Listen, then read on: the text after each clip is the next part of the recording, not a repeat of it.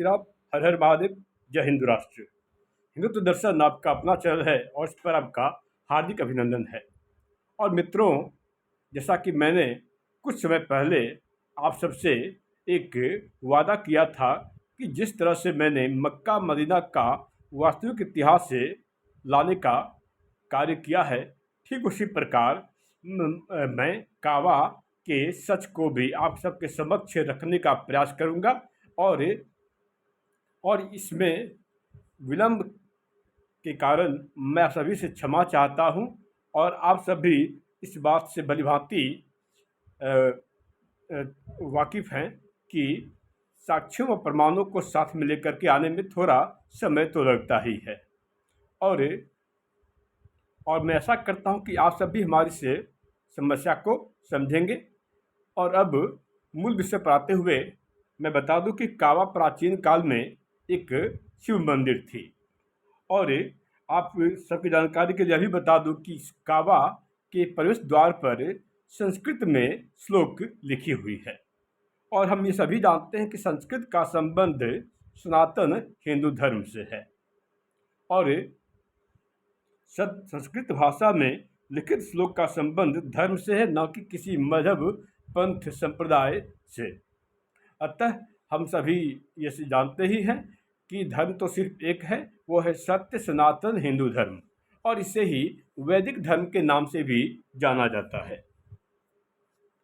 तो काबा वास्तव में प्राचीन काल में शिव मंदिर थी, जिसे कि काले कपड़े से ढक दिया गया था।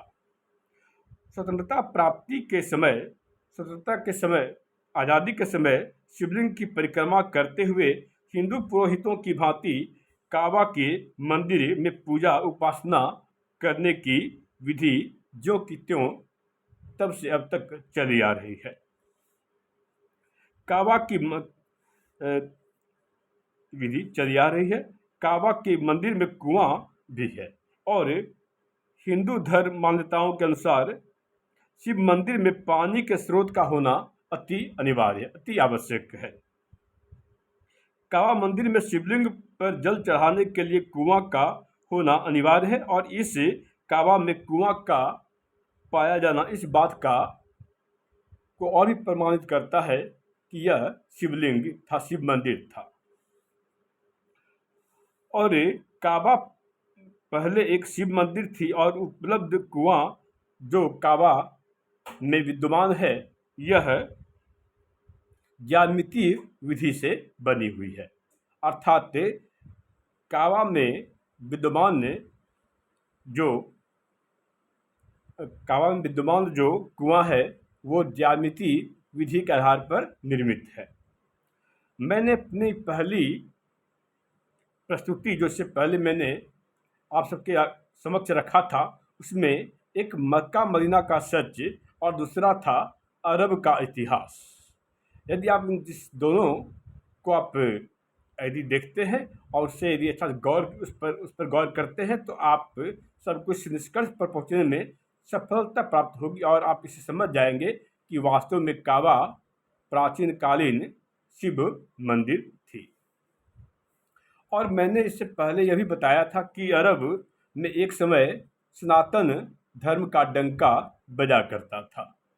और मैंने यह भी बताया था कि स्कंद पुराण में वर्णित है कि अरब ऋषि मुनि के नाम पर ही इसका नाम अरब पड़ा। और यहाँ पर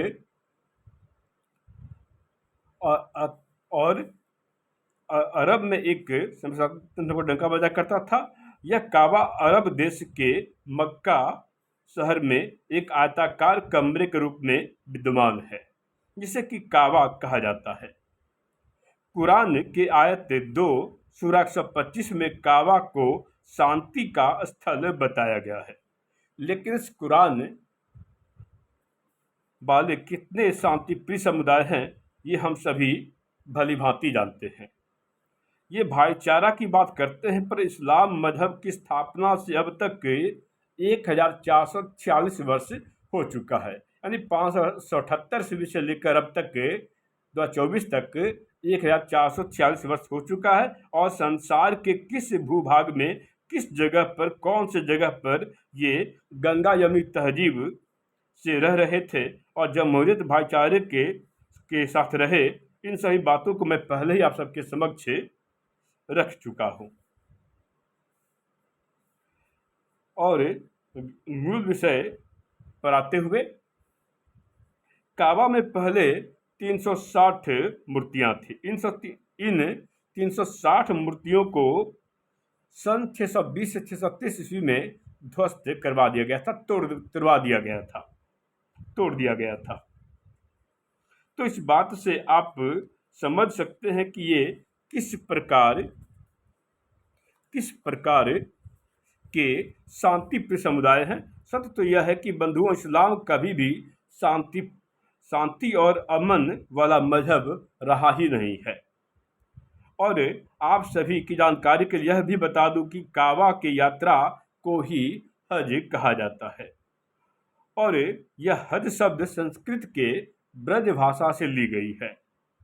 और ब्रज शब्द से तात्पर्य होता है एक स्थान से दूसरे स्थान की ओर भ्रमण करना, अर्थात एक जगह से दूसरे जगह की ओर जाना।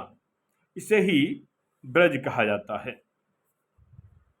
इसमें मुस्लिम का 7 बार का परिक्रमा जो होता है, यह सनातन धर्म के विपरीत होता है। अर्थात सनातन धर्म में जो 7 बार परिक्रमा होती है, ठीक इसके विपरीत होती है। और सनातन धर्म में 7 बार की परिक्रमा को संस्कृत में सप्तपदी के नाम से जाना जाता है। तो यही है काबा और हज का सच।